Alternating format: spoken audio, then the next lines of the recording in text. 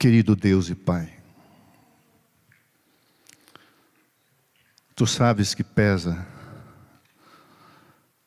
a responsabilidade de pregar. Mas quando me lembro, Senhor, que o autor das Escrituras é o Espírito Santo, a mensagem é do Senhor, e o importante é ela e não o mensageiro. E que quem faz a obra não é a força humana, não é a violência das expressões, mas é a suavidade do Espírito. Eu não posso, Senhor, começar essa semana sem pedir a Deus que apague as manchas das minhas transgressões, os meus pecados, e que eu não seja um estorvo ao Espírito de Deus. Que o Espírito Santo aplique cada verdade, cada necessidade, individualmente na vida de cada filho e cada filho que veio adorar ao Senhor. Dedicaremos essa semana à oração, ao canto, porque só um pouco mais, como escreveu o pastor Fernando Iglesias, autor dessa letra, só um pouco mais. Esse mundo escuro brilhará com o sol da justiça e nós estaremos para sempre com o Senhor. Por favor, prega, fala. Por favor, Espírito, fala, prega em nome de Jesus. Amém.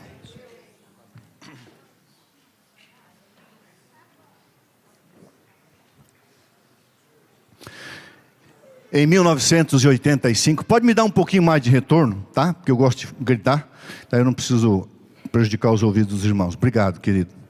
Júnior, eu quero agradecer você, a equipe aí toda que está trabalhando aí, o meu genro também. Júnior, muito obrigado aí desde o Brasil, me ajudando com o nosso canal. Em 1985, eu servia no 63º Batalhão de Infantaria, na Gaspar Dutra, Eurico Gaspar Dutra, no bairro do Estreito, em Florianópolis. Meu sonho era ser militar. E logo nós aprendemos que uma das coisas que nós deveríamos fazer era fazer a vigilância do quartel. Tinha 5 postos de vigilância, a guarda noturno, porque ali havia, como é infantaria, havia muita munição. Existe muita munição subterrânea, muito armamento. Muitos equipamentos no bairro Estreito, que quando o exército foi criado, ele era um campo. Está muito perto da ponte de Florianópolis. E nós éramos proibidos de portar relógio durante a noite. E havia o sargento do dia e as rondas da noite. Então, a equipe de oficiais passavam nos 5 postos de vigilância, fazendo a ronda, para ver se o soldado estava dormindo ou não. E a gente não sabia que hora era. Não podíamos olhar o relógio. Mas nós nos perguntávamos, como está em Isaías 21, 11 e 12, a que hora estamos da noite? E quando vinha a ronda de surpresa, você tinha que sempre estar em pé, nunca numa posição de relaxamento, em pé, olhando sempre ao redor. Havia problema de drogas, homossexualismo, enfim, algumas ameaças. E era uma cerca de arame farpado, era fácil entrar no exército, não era murado. E era pós-período militar, as coisas eram levadas muito a sério no Brasil. Mas quando chegava, eu lembro que quando chegou a primeira vez que eu tirei posto assim, tenso com um fuzil, com um projétil de verdade. Então a orientação era o seguinte: qualquer ameaça, você pode dar 2 tiros, o primeiro para cima e se a pessoa entrar na pessoa. Mas a gente orienta que você dê o primeiro na pessoa, o segundo para cima, porque ninguém vai descobrir. Lógico, graças a Deus nunca precisei fazer isso, mas eu temia, porque houve casos de invasão, e eu não vou citar o porquê. Mas eu lembro que na primeira vez que chegou, eu estava de guarda, segurando ali, olhando, eu estava próximo da ponte, Hercílio Luz. Eu lembro que chegou a ronda e eu perguntei para o oficial, que horas são? Ele disse assim: não se preocupe com a hora, se preocupe em fazer o seu trabalho, não te interessa ficar sabendo a hora. O importante é você amanhecer no seu posto de dever. Essa pergunta está na Bíblia. A que hora estamos profeticamente no relógio da história da humanidade?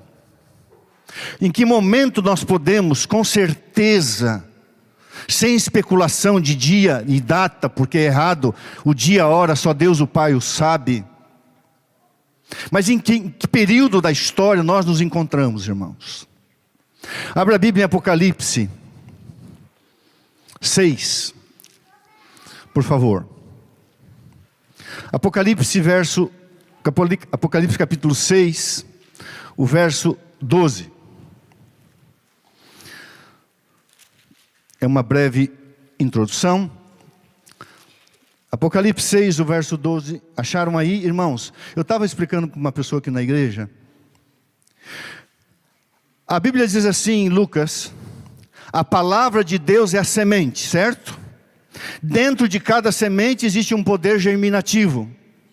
Você pega um grão de feijão, um grão de milho, põe no solo, ele tem que ter umidade e calor, e aquele grão ele brota, porque é um poder germinativo que Deus colocou, e Deus prometeu que enquanto houvesse período de graça, haveria sol e chuva, sementeira e colheita. Falou isso para Moisés. O mundo não vai morrer de fome, o mundo não vai morrer por uma catástrofe climática, o mundo vai terminar com a intervenção de Jesus Cristo. Os anjos estão segurando qualquer tentativa humana. Então, quando você mantém contato com a semente, a Bíblia é a semente. O que brota dessa semente? O dom profético diz que quando nós temos contato com a palavra de Deus, as páginas da Bíblia, brota a própria vida de Deus. Por isso que Jesus disse: quem comer a minha carne e beber o meu sangue tem a vida eterna. E ele diz: a minha carne e o meu sangue é a minha palavra. Você já imaginou que quando você pega a Bíblia, você estuda a Bíblia, você está se alimentando de uma semente e que brota da Bíblia, Deus para dentro da sua vida através do Espírito Santo?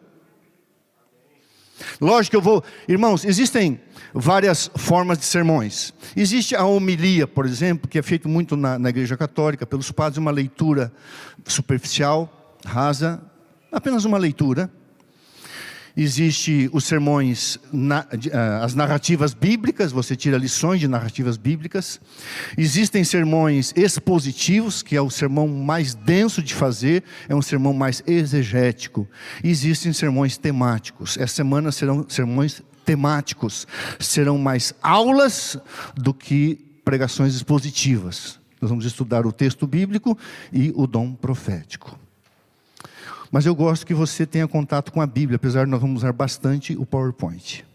O verso 12 diz assim: vi, quando Jesus Cristo, o Cordeiro, abriu o 6º selo, e sobreveio o grande terremoto, o terremoto de Lisboa, que aconteceu em 1º de novembro de 1755.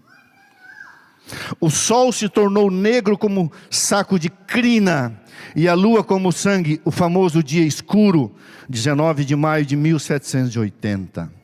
As estrelas do céu caíram pela terra como figueira, quando abaladas por vento forte, deixa cair os seus figos verdes. A queda de estrelas, 14 de novembro de 1833. O tempo do fim, na última profecia de tempo, 2.300 tardes e manhãs, 1844. No século XVIII, 1755, 1780, no século XIX. Deus não dá uma data exata, mas deu os sinais, esses 3 sinais para a abertura do 6º selo. Quando você chega no verso 14, ele é assim: e o céu recolheu-se como um pergaminho quando se enrola. Então todos os montes e ilhas foram movidos do seu lugar. Os reis da terra, os grandes, os comandantes, os ricos, poderosos, e todo escravo e todo livre se esconderam nas cavernas e nos penhascos dos montes e pediram o alto extermínio. E disseram aos montes e aos rochedos: caí sobre nós e escondei-nos da face daquele que se assenta no trono da ira do Cordeiro. Porque chegou o grande dia da ira deles. E quem é que pode se manter, permanecer, suster-se? O verso 14, 15, 16 e 17 não se cumpriu ainda, vai se cumprir por ocasião da chegada de Jesus Cristo. Nós estamos vivendo entre o verso 13 e o 14. Acontece, irmãos, que faz cerca de 200 anos que abriu-se o sexto selo. Nós estamos no final do sexto selo, e o sétimo selo já é a volta de Jesus. Agora vá para São Lucas 21. Nós estamos vivendo, não sabemos o dia, a hora, mas nós estamos vivendo no final do sexto selo. Em que período? Agora Lucas 21, você sabe que São Mateus 24, Marcos 13 e Lucas 21 são os pequenos apocalipses de Jesus Cristo. Jesus escreveu também os seus pequenos apocalipses. Lucas 21, 25. Repete, aliás, João repete o que Jesus havia falado sobre o sexto selo, mas agora chega em nossos dias, diz assim, Lucas 21, 25, haverá sinais no sol, dia escuro, na lua e nas estrelas, e agora veja, isso aconteceu lá, agora Jesus antecipa para os nossos dias, sobre a terra, angústia entre as nações em perplexidade, por causa do bramido do mar e das ondas.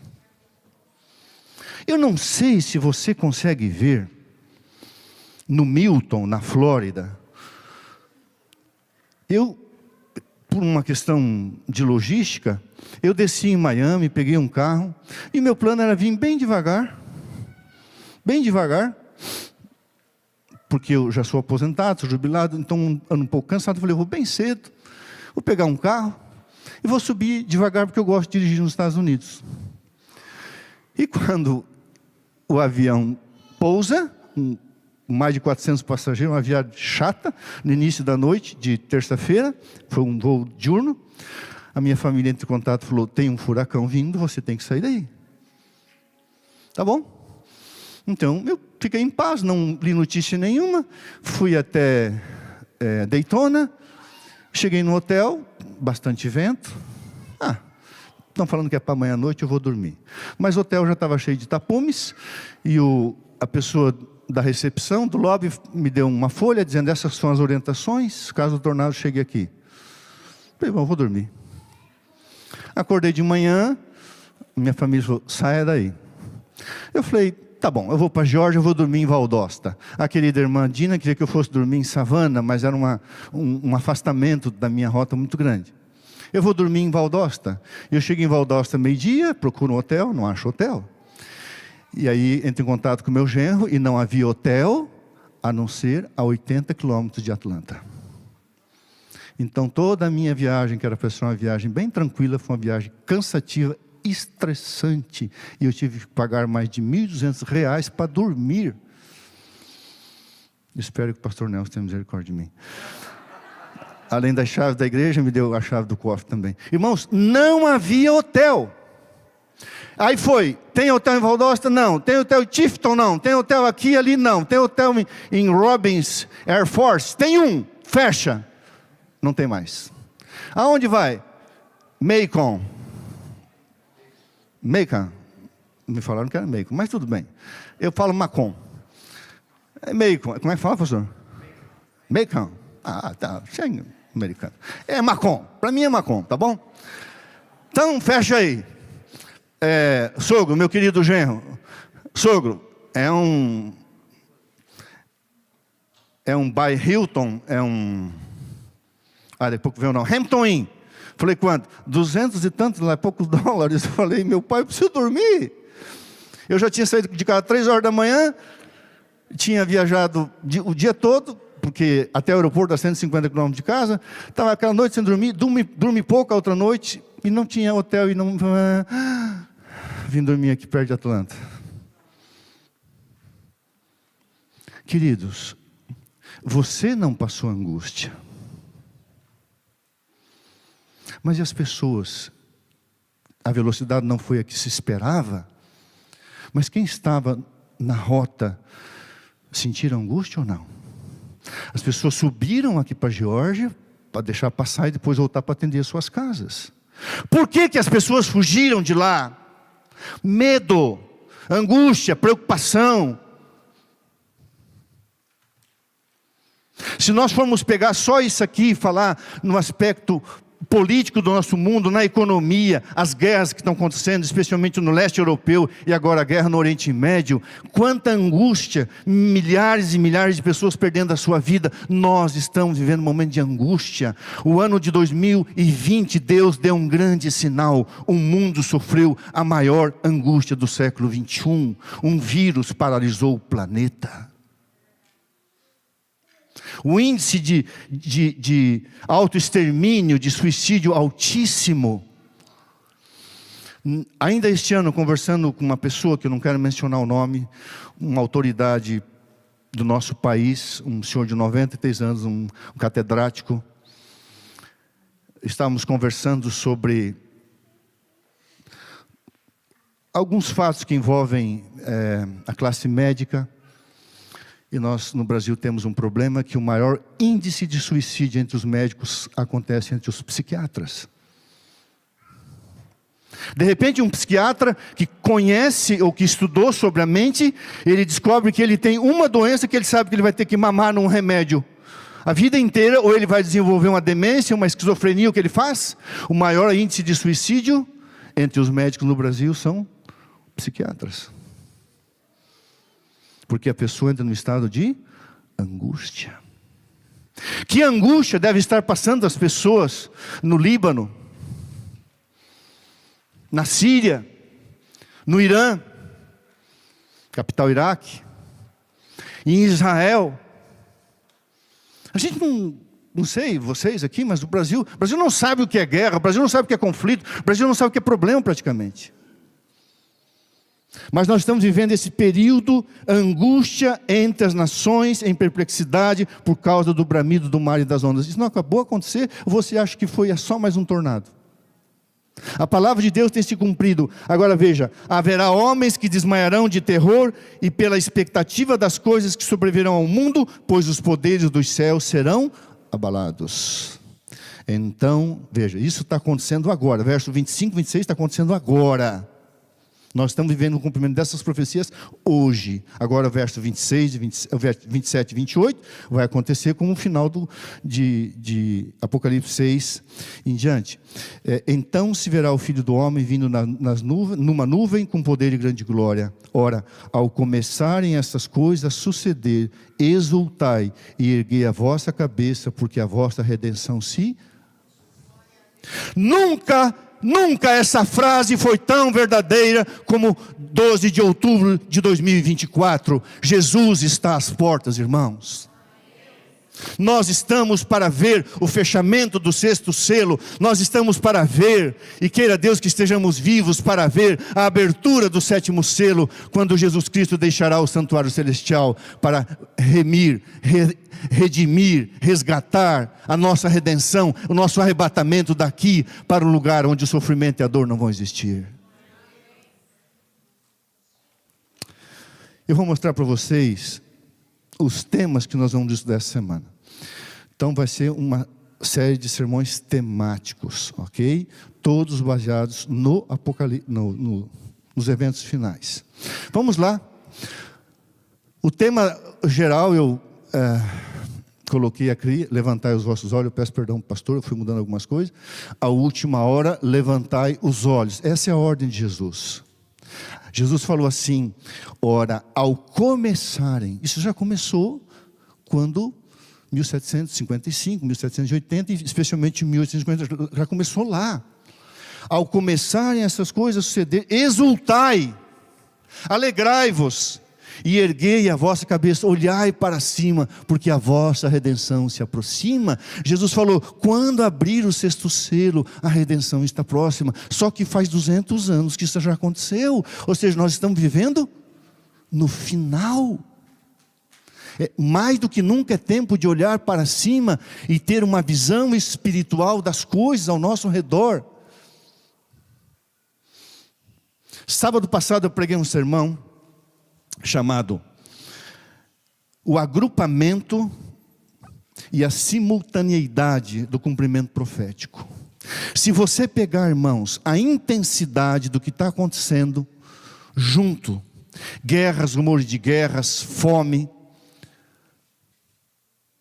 nação contra nação. Se você pegar as profecias, os terremotos, maremotos, se você pegar as profecias, elas estão se agrupando e se cumprindo simultaneamente numa intensidade galopante. Faz 2 anos e 7 meses que existe uma guerra no leste europeu, de um país que tem, a Rússia, 17 milhões de quilômetros quadrados, contra um país que tem 605 mil quilômetros quadrados. A Rússia é o maior país do mundo. Um país que tem 143 milhões contra a Ucrânia, que tem 40 e poucos milhões de pessoas. Por que não vence? Eu não sei se você está prestando atenção, irmãos. O mundo está em guerra. Os Estados Unidos estão em guerra. Sabe por quê? A União Europeia, a China. Eu vou pegar o lado positivo, o lado da direita, vamos dizer assim, né? O lado que apoia. Estados Unidos e União Europeia estão apoiando Israel e Ucrânia. A Rússia, a China estão apoiando o Irã, o Hamas, o Hezbollah e os Houthis do Iêmen. Irmãos, as pequenas nações estão num conflito, mas quem está por trás são as grandes nações. Quando Irã descarregou mais de 200 e poucos mísseis, se não fosse a força marítima dos Estados Unidos, mais de 1 milhão de judeus teriam sido mortos. Um dos mísseis caiu lá, e você vê muito claro assim, de onde é? Rússia. Então, as maiores nações do mundo estão por trás dessas guerras, sustentando. Você acha, irmãos, que o Putin não poderia entrar na Ucrânia e acabar com tudo? Ele não entra, porque a União Europeia está dando suporte ao Zelensky, e os Estados Unidos estão dando suporte muito maior. Há uma guerra oculta entre as grandes potências estão escondidas. Mas assim que o Irã disparou mísseis, a América do Norte mandou 3 grandes porta-aviões, sendo o maior dele o Gerhard Ford, que é o último, com 90 porta-aviões, 4.500 tripulantes. Sabe o que foi isso? Uma intimidação ao Irã e ao Oriente Médio. Se vocês mexerem com Israel, foi só uma intimidação. Tinha 4.500 soldados só nesse navio. Assista o sermão do sábado passado. Vocês deveriam conhecer mais o poderio bélico dessa nação que vocês moram. Vocês acham que essa nação, que está controlando uma guerra no leste europeu, que está controlando uma guerra no Oriente Médio, que tem mais de 300 milhões de habitantes, você acha que essa nação terá dificuldade de dar apoio a um país-estado de 800 metros, que é o Vaticano? O meu tema não é esse, eu preguei sobre isso sábado passado, você fica impressionado. Existem 13 submarinos, a América do Norte tem 13 submarinos nucleares. A América do Norte tem 350 mil soldados espalhados em todo o mundo. Aqui das bases americanas, atinge-se qualquer ponto do globo com armas nucleares intercontinentais. A América, eles falam em 865 bases, mas a América do Norte tem mais de 1.000 bases militares no mundo. E lá no Maranhão, na cidade de Alcântara, tem uma base militar americana com vários soldados americanos, porque ali é um ponto estratégico para atingir toda a África e parte da Ásia. É um negócio surreal. O Judson estava me contando que agora saiu um submarino que ele pode viver embaixo da água o tempo todo sem precisar emergir. Ele produz a sua própria água, eles podem ficar lá a vida inteira, lógico, não vão ficar, a pessoa tem que sair um pouco para viver fora da água, não é peixe, né? Mas se quiser vai viver o tempo todo ali. Em 2008, quando nós tínhamos uma mulher presidente, muito inteligente, por sinal. Não, inteligência rara. Pena que ela... Deixa para lá. Passou um submarino em águas brasileiras. E passou na bacia de Campos dos Goitacazes, onde nós temos uma grande extração de petróleo. E também na cidade de Macaé. Eu trabalhei naquela região. E a nossa marinha brasileira detectou um submarino americano atravessando as nossas águas. E a nossa presidente ligou para o Barack Obama e disse assim: com que permissão os seus submarinos atravessam as minhas águas? Ele perguntou: quem protege seu petróleo? Quem protege o seu petróleo? Você não sabe que quem protege o petróleo do mundo é a América do Norte? Você é uma estadista, você não sabe disso? Ele falou assim, foi interessante a matéria na época, se você tiver um ataque pelo Atlântico, você não tem defesa. Irmãos, 3 submarinos estão nas águas profundas do mundo. A hora que Deus quiser soltar os 4 ventos, depois da pregação do Evangelho, isso vai acontecer muito rápido. Porque esse império que está em Apocalipse 13, a segunda besta, o segundo poder que emerge da terra, se você estudar esse poder somente bélico. Agora deixa eu fazer uma pergunta, eu estou dando muita enrolação, porque eu estou falando mais de sermão passado, sábado passado. Por que os Estados Unidos defendem Israel? Israel tem 380 quilômetros de comprimento, no estreito dele no meio tem 50 quilômetros, você olha assim à esquerda, dependendo se você está de frente para o Monte Carmelo, você vê as montanhas de Golã, a Síria, do outro lado você vê a Jordânia e o sul está o Egito, é um país tamanho do estado do Acre. Quando eu fui lá a primeira vez tinha 7 milhões, hoje tem 9,6 milhões de pessoas. Por que os Estados Unidos defendem Israel?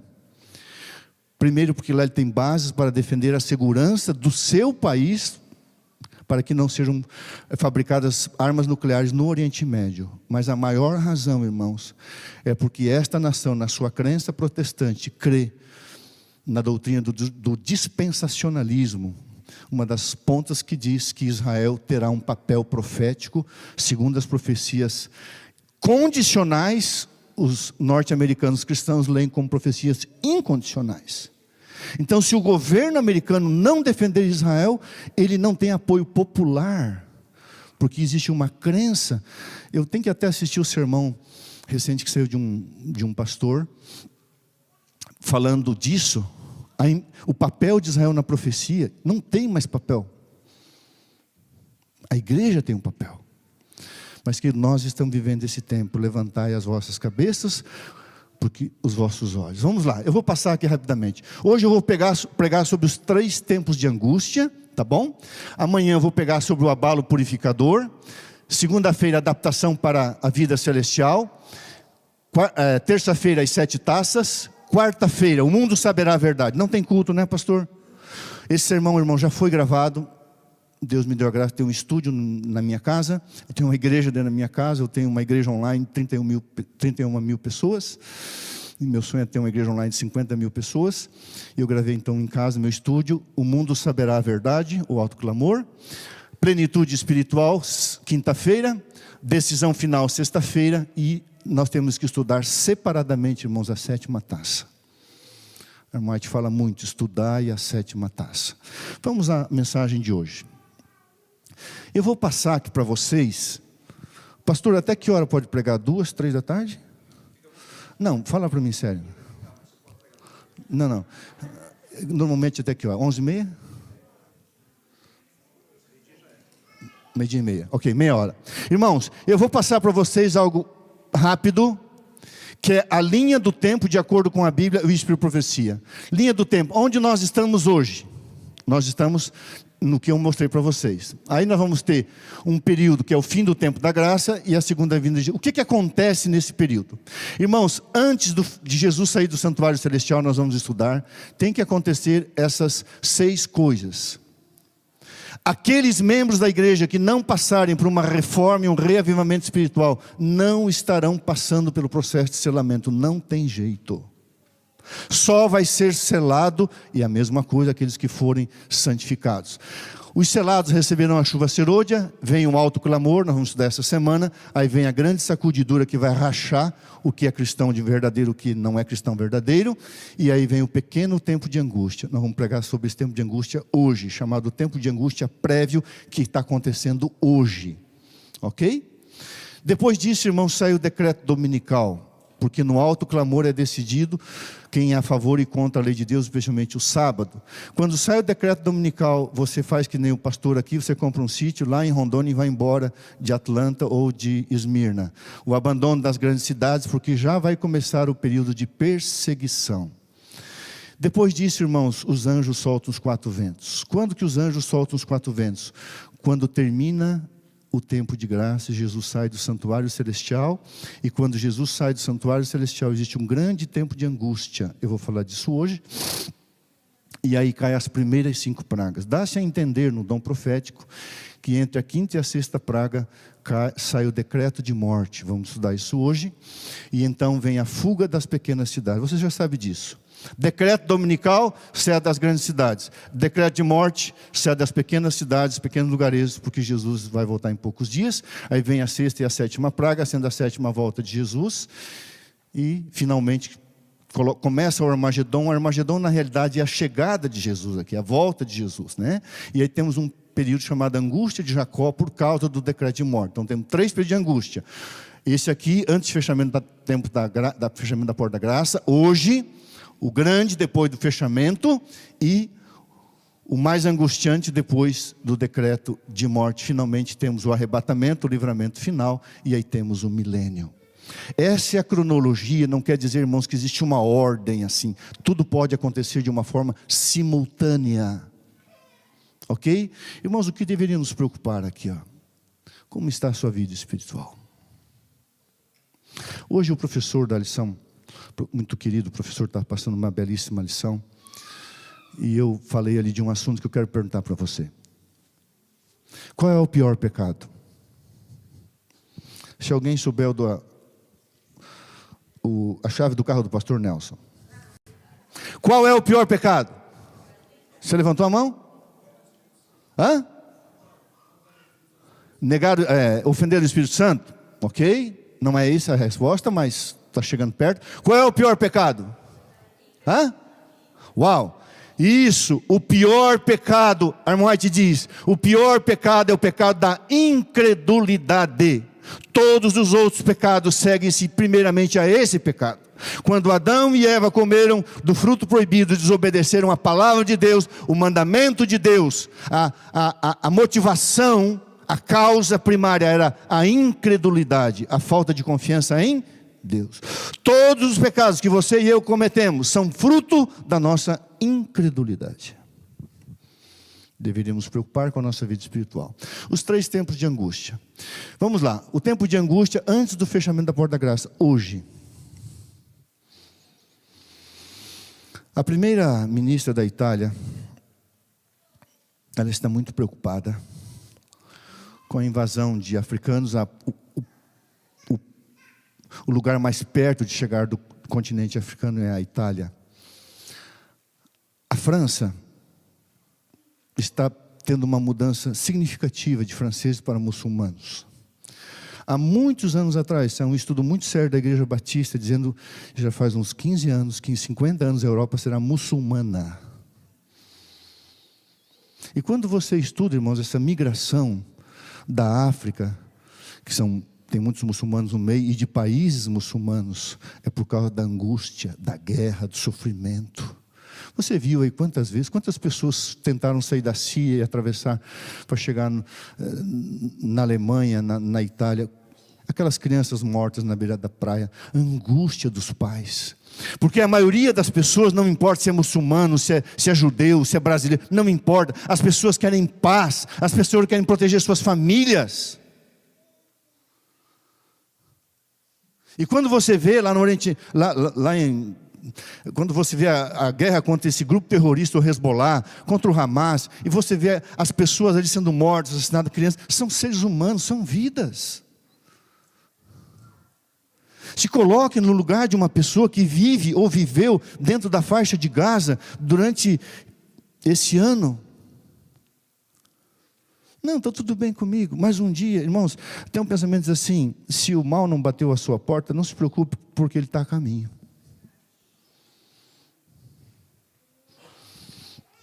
O segundo tempo de angústia, ele acontece, irmãos, durante as 7 últimas pragas, quando Jesus sai do santuário celestial, e a angústia de Jacó acontece quando sai o decreto de morte. Vamos lá. O primeiro tempo de angústia, antes do fechamento da porta da graça, ou seja, hoje, por isso que eu mudei o tema do sermão, hoje. Haverá sinais no sol, na lua e nas estrelas. Sobre a terra, angústia entre as nações, em perplexidade por causa do bramido do mar e das ondas. E imagina a angústia das pessoas ali na Flórida, Tampa. Haverá homens que desmaiarão de terror e pela expectativa das coisas que sobrevirão ao mundo, pois os poderes dos céus serão abalados. Homens cientistas que estudam astronomia, eu fico pensando assim, o país de vocês tem a capacidade, eu não sei se o nome é transponder, isso tem os aviões. Os aviões têm uma coisa chamada transponder, e consegue ver o que está acontecendo muito na frente, então se tem algum problema, eles desviam a rota. O país de vocês tem a capacidade de dizer que está vindo um furacão, seja grau 2, 3, 4, ou pior, né, o quarto, se eu não estou enganado, o 5, e ele vai chegar em tal lugar, e isso acontece. Agora imagine essas pessoas que estudam apenas as questões climáticas e sabem que esse mundo, lógico, o mundo não vai acabar por isso. Na nossa região estávamos há 5 meses sem chover, e Hortolândia, pensa numa cidade quente. E as pessoas eram para ter plantado em setembro, porque tem que chover para a terra ficar úmida. E até que eu saí de lá, graças a Deus, onde choveu, os agricultores estavam esperando a chuva para poder plantar, estavam atrasados, que plantam em setembro. Isso está acontecendo hoje. Haverá homens, né? Pois os poderes dos céus serão abalados. Agora veja bem. Vi que Deus tinha filhos que não reconheciam o sábado e não o guardavam. Eles não haviam rejeitado a luz sobre este ponto. E ao início do tempo de angústia, fomos cheios do Espírito Santo ao sairmos para proclamar o sábado mais amplamente. Eu vi a espada, guerra, a fome, hoje, pestilência, Covid e grande confusão na terra. Isso está acontecendo hoje. E ela fala ali o tempo de angústia. O início do tempo de angústia ali mencionado, falando de Lucas, não se refere ao tempo em que as pragas começarão a ser derramadas, mas a um breve período, pouco antes, enquanto Cristo está no santuário, hoje. Nesse tempo, enquanto a obra de salvação está se encerrando, tribulações virão sobre a terra e as nações ficarão iradas, embora contidas para não impedir a obra do terceiro anjo. Irmãos, as nações estão iradas? A Rússia está irada, a Ucrânia está irada, Israel está irado.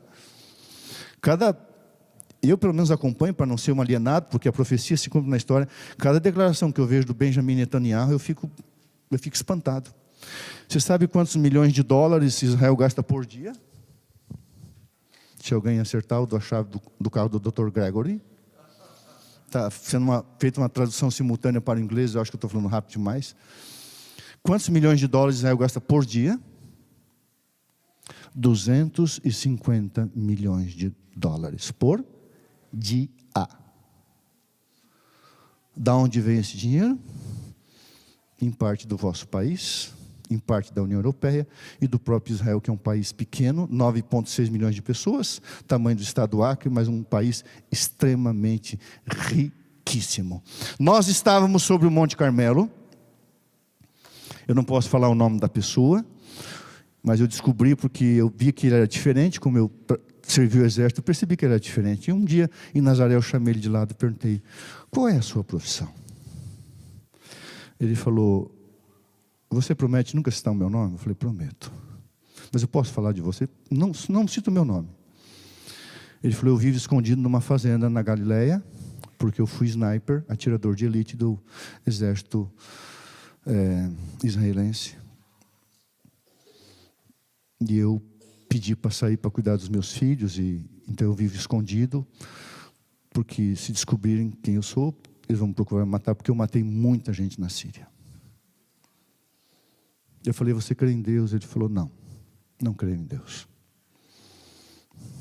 O que eu vi, Deus não existe. E nós estávamos sobre o Monte Carmelo, e de repente, um barulho assim, eu olhei e consegui ver assim já um caça. Isso foi em 2018. Daí eu chamei ele e falei, fulano, ele falou, existe um bunker da Força Aérea Israelense, porque aqui nós estamos na fronteira com a Síria, espera meia hora, ele vai dar uma volta em Israel, ele vai fazer uma vigilância, e você vai ver, presta atenção, quando estiver se aproximando, fica aqui comigo. Ele falou, agora presta atenção. O caça e sumiu embaixo da terra. Ele falou, o mundo não tem ideia do que tem embaixo do solo na fronteira com a Síria.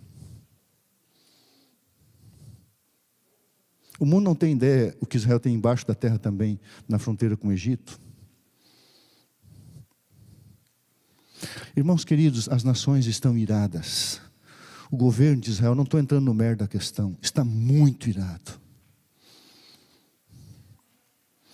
Não venha me dizer que Hamas, Hezbollah, os Houthis do Iêmen, são agentes do diabo, matadores de crianças, estupradores, colocam um escudo humano da sua própria família, se necessário for, da sua própria gente, especialmente.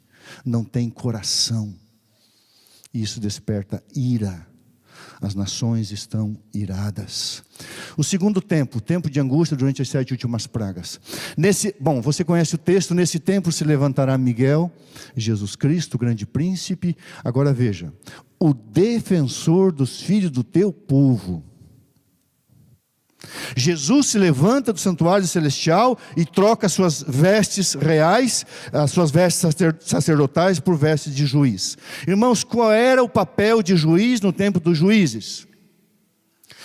Deus levantava juízes para colocar as coisas em ordem, essa é a função do juiz.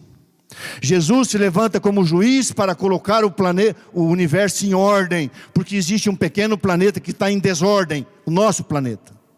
Mas a Bíblia diz que haverá um tempo de angústia, qual nunca houve desde que houve nação até aquele tempo.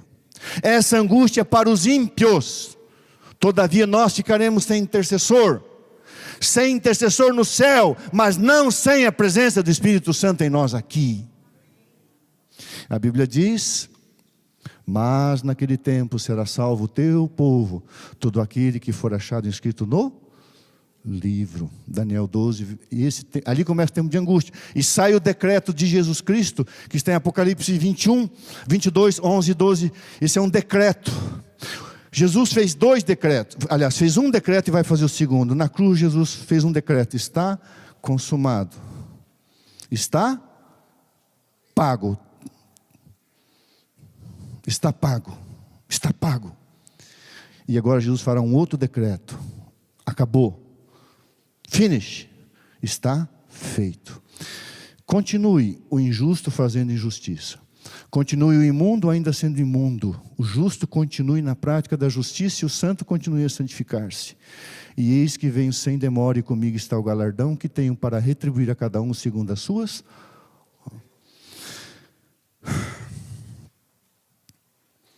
Naquele dia, os professores estarão nas universidades dando aula, você estará no seu trabalho, eu estarei pregando, o pastor Nelson estará visitando ou pregando, eu não sei. Não sabemos o dia. Quando sair o decreto final dizendo está feito, acabou, a tua vida será o que ela é hoje. A tua vida vai continuar sendo o que ela é hoje. Deixa eu perguntar uma coisa para você. Hoje você é uma pessoa salva ou uma pessoa perdida? Se nós descobríssemos hoje à tarde que caiu a primeira praga é o sinal de que fechou a porta da graça, que caiu a primeira praga, você estaria salvo ou perdido?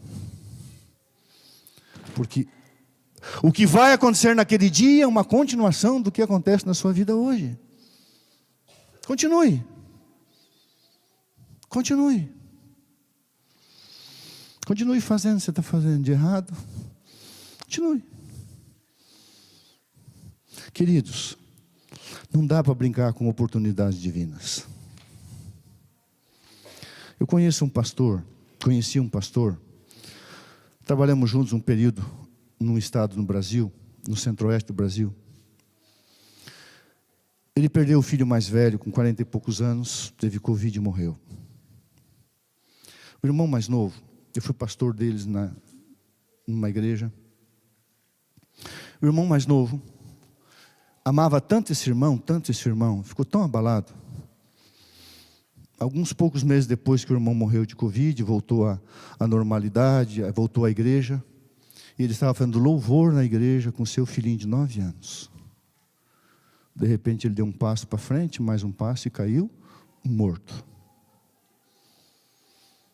No dia que ele acordar, a mente dele vai retomar os pensamentos no momento que ele morreu. Ele vai se levantar para continuar louvando a Deus. Ele caiu morto na frente do seu filhinho. Nós tínhamos muito carinho por ele. E foi muito forte. Porque estava sendo filmado e a gente recebeu a cena. Continue. O anjo tomou o incensário, encheu de fogo do altar e o atirou à terra. E houve trovões, vozes, relâmpagos e terremotos. Você sabe que essa expressão, quando o anjo atira o incensário, não haverá mais intercessão. Acabou o tempo de graça. Então vi Jesus que havia estado a ministrar diante da arca, a qual contém os 10 mandamentos, lançar o incensário. Levantou as mãos e com grande voz disse: está feito. Nós estamos esperando esse dia, irmãos. O tempo de angústia, como nunca houve, está prestes a manifestar sobre nós. Isso aqui que me incomoda, sabe? E necessitaremos de uma experiência que agora não possuímos e que muitos são demasiado indolentes para obter. Sabe qual é a mentira de Satanás? A maior mentira de Satanás? Está tudo bem. Está tudo bem. Para que se preocupar? Para que? Está tudo certo. Não se preocupe. Leva de boa. Não, isso não precisa, está tudo bem. Não precisa você vir para a escola sabatina, estudar lição. Não precisa disso. Não precisa orar tanto. O diabo diz assim: você não precisa e não é necessário. Você não está disposto a pagar um preço. Está bom assim, na indolência, na mornidão, na frieza, está tudo certo. Quando na verdade está tudo errado. Deixando Jesus o santuário, as trevas cobrem os habitantes da terra. Naquele tempo terrível, os justos devem viver à vista de um Deus santo sem intercessor, mas não sem presença. Jesus não estará intercedendo por nós, mas o Espírito Santo estará conosco aqui. Sem intercessão, mas com presença divina. Deus jamais abandonou os seus filhos. E terminando o tempo de angústia de Jacó. Ah, que grande aquele dia, não haverá outro semelhante. É tempo de angústia para Jacó. Agora veja, ele porém será livre dela. Eu vou terminar depois lendo Isaías 30. Vamos relembrar a história. Jacó sai das terras de seu sogro Labão, chega perto de um vale chamado Jaboque, recebe a notícia que vem o seu amado irmão fazer uma visitinha para ele com 400 soldados.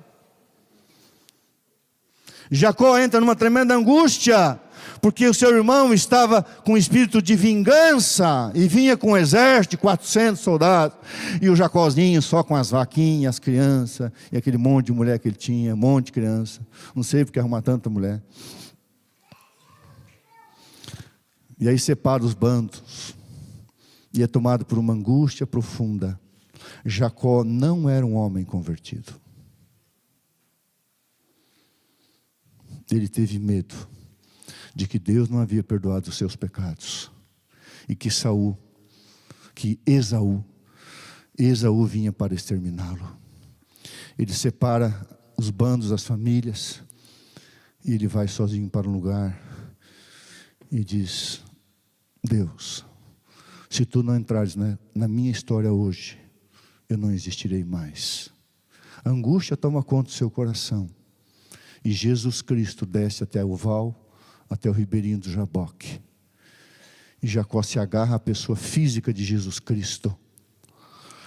Irmãos, você não consegue imaginar como que é isso. Imagina, Deus podia fazer assim. Mas Deus permite que Jacó lute fisicamente com Cristo. E se agarre até o ponto de Jesus ter que dar uma distensão na coxa dele. E naquela noite ele se entrega completamente a Jesus. E nasce Israel. Nasce Israel. Tu não será mais chamado Jacó, mas Israel. Irmãos queridos, o tempo de angústia que nós teremos depois do decreto de morte.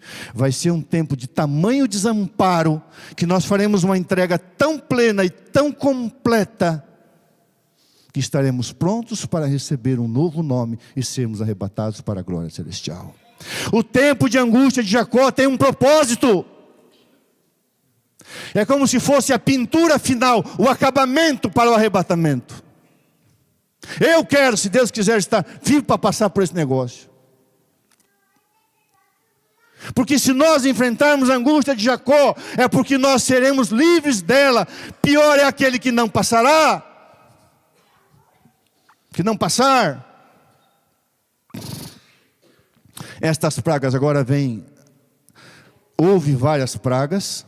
Então estas pragas enfureceram os ímpios contra os justos, pois pensavam que nós havíamos trazido o juízo divino sobre eles, que se pudesse livrar a terra de nós, as pragas cessariam. Saiu, porém, um decreto para se matarem os santos, o que fez com que estes clamassem dia e noite por livramento. Este foi o tempo de angústia de Jacó. Então todos os santos clamaram com angústia de espírito e alcançaram livramento pela voz de Deus. Você sabe que antes de Jesus chegar na atmosfera, os justos ouvirão a voz de Deus. Uma das coisas mais lindas, irmão, de estudar, desde que o pecado entrou neste mundo, nunca Deus o Pai entrou em contato com o ser humano.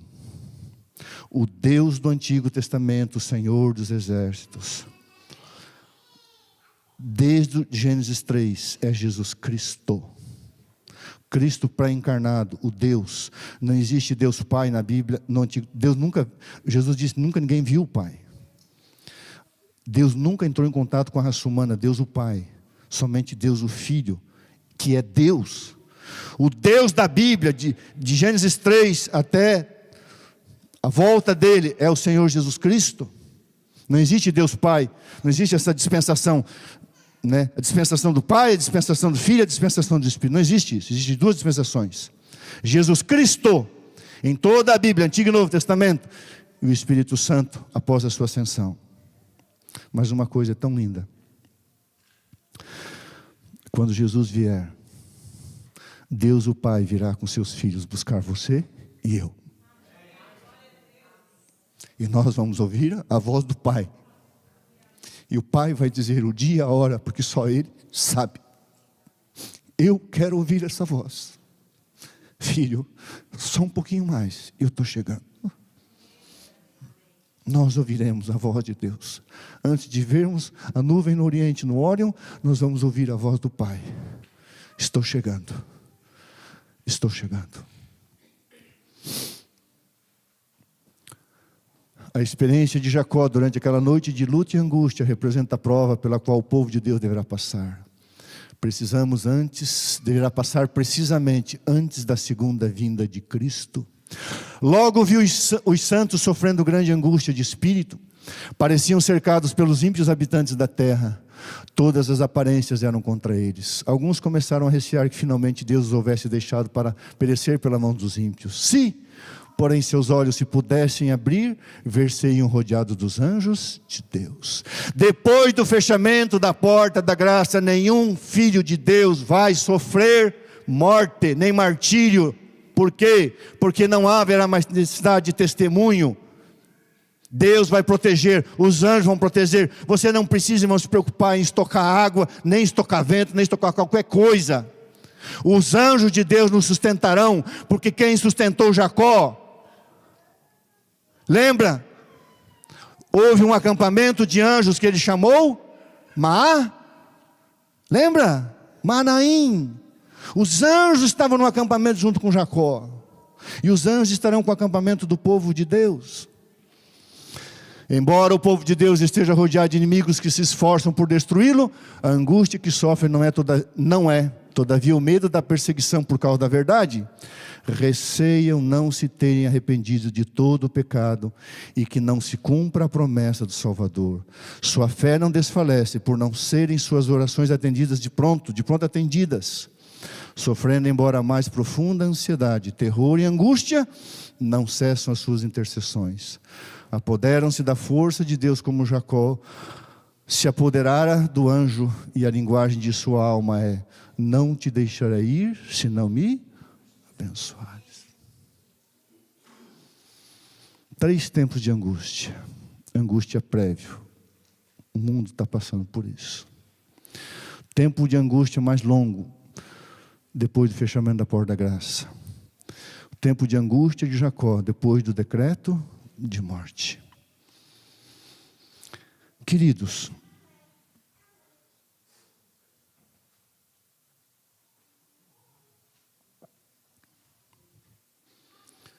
já basta o sofrimento externo, mas pelo que você hoje deveria estar se angustiando? Eu estava numa clínica, fazendo tratamento de saúde, na Serra do Cipó, em Minas Gerais.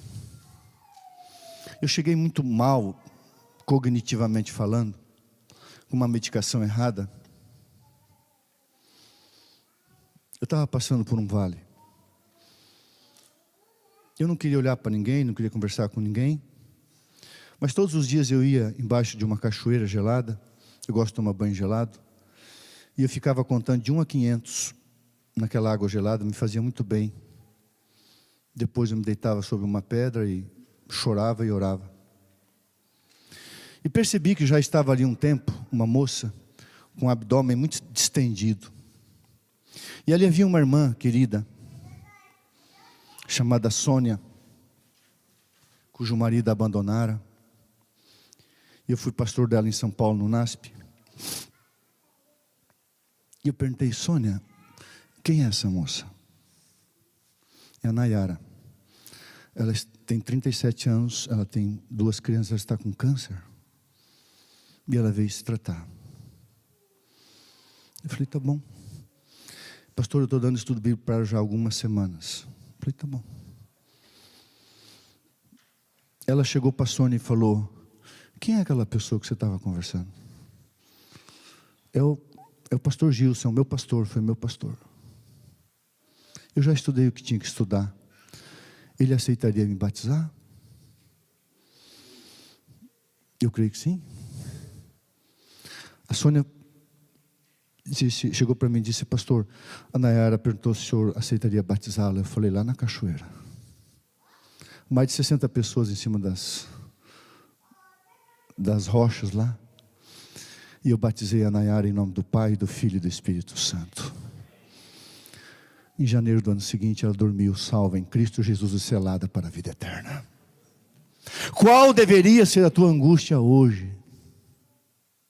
É estar debaixo da jurisdição divina. O que é isso? Eu vou explicar, mas antes eu quero fazer uma pergunta.